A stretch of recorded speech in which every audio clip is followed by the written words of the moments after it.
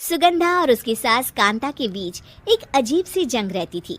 ये जंग थी किचन में कौन ज्यादा अच्छा काम करेगा और घर के सदस्यों के दिल जीतेगा। और उनकी इस जंग में हमेशा कुर्बान होते थे उनके दोनों पति। कैसे? आइए देखते हैं इस किचन पॉलिटिक्स की कहानी में। एक दिन किचन में, माँ जी, आज मैं बना रही हूँ मेथी की सब्जी। इस खाने से घर वालों के पेट की सारी समस्या खत्म हो जाएगी।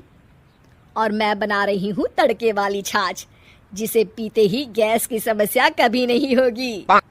दोनों अपने अपने खाने को लेकर टेबल पर पहुंच जाती हैं। तभी सुगंधा के ससुर उसकी बनाई सब्जी की तारीफ कर देते हैं। अरे वाह, मेथी की सब्जी भी बनी है, बड़ी ही स्वादिष्ट है। वाह बहू वाह।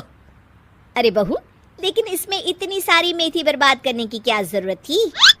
देखिए माँ जी, ये तो वो मेथी है जो आप रात में भिगोकर सुबह उसका पानी पीती हैं, और जो मेथी फेंक देती हैं उसी से मैंने ये सब्जी बनाई है। अरे वाह बहू, तुमने तो बड़ा ही समझदारी का काम किया। बस अब क्या था, कांता जी का तो मानो ये सुनकर खून ही सूख गया। वो फैसला कर लेती है कि किसी भी तरह वो अपने खाने की तारीफ लेकर ही रहेगी और सुगंधा को किचन में उसकी कमियां गिनाएगी।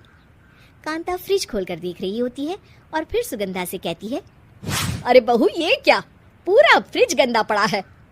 तभी वहाँ सुगंधा का पति आ जाता है। वो सुगंधा को डांट कर कहता है, सुगंधा, तुम्हें कितनी बार कह रखा है कि वायरस फैल रहा है, साफ सफाई का पूरा ख्याल रखना है, लेकिन तुम किचन में इतनी गंदगी रखोगी तो कैसे चलेगा। सुगंधा सास की तरफ देखती है जहाँ वो मुस्कुरा रही होती है। सुगंधा समझ जाती है कि सास ने उससे बदला लेने के लिए ये सब किया है। दोनों रात के खाने की तैयारी में लग जाती हैं। दोनों ना एक दूसरे की तरफ देखती हैं और ना ही एक दूसरे से बातें करती हैं। रात को खाने की टेबल पर एक एक कर दोनों कई तरह के अलग अलग व्यंजन टेबल पर लगा देती हैं और अपने अपने पति के पास जाकर खड़ी हो जाती हैं। अरे खाइए जी खाइए, मैंने बड़ी मेहनत से बनाया है। प्लेट में वो खाना डालती हैं। सुगंधा भी दोनों की प्लेट में खाना डालते हुए कहती है, बड़ी ही मेहनत लगी है इस खाने को बनाने में। हाँ, दोनों को ना चाहते हुए भी सारा खाना खाना पड़ता है। कहीं दही तो कहीं मलाई तो कहीं मसाला।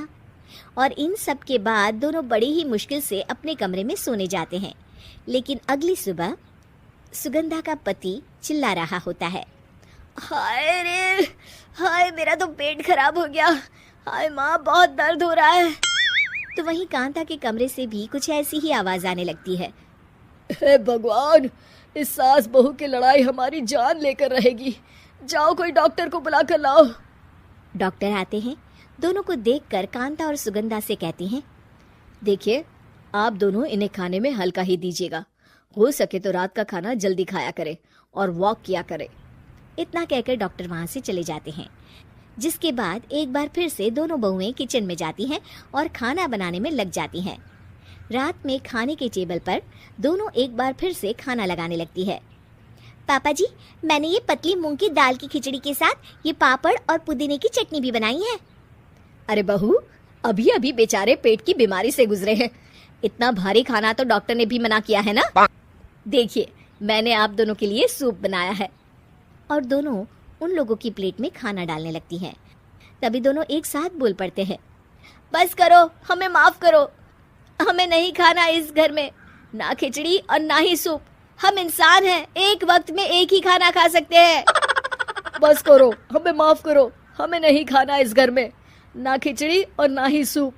हम इंसान हैं, एक वक्त में एक ही खाना खा सकते हैं। इतना कहकर वो दोनों वहां से चले जाते हैं। कहानी का अंत। आप लोग उम्मीद कर रहे होंगे कि अंत में सब ठीक हो जाएगा।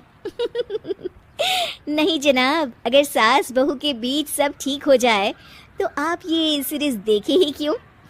तो मजा लीजिए इस चैनल में सास बहू से जुड़ी कहानियों का, क्योंकि ये ऐसा रिश्ता है जिसकी मिठास उसकी खटास में हमेशा ज्यादा ही रहती है।